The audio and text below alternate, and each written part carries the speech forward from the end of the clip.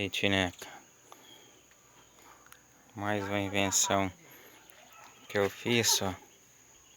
Tá finalizada, pintada. Tô aqui, Aninha. Uma furadeira de bancada. Que abaixa, levanta. Aí. Aqui é uma velha aqui que eu fiz com a gambiarra.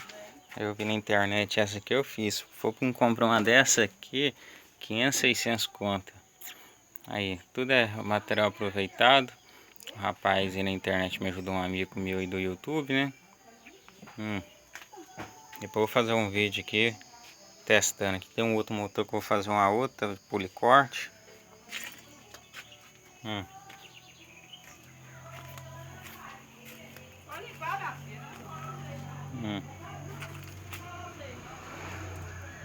Fiação, parte elétrica.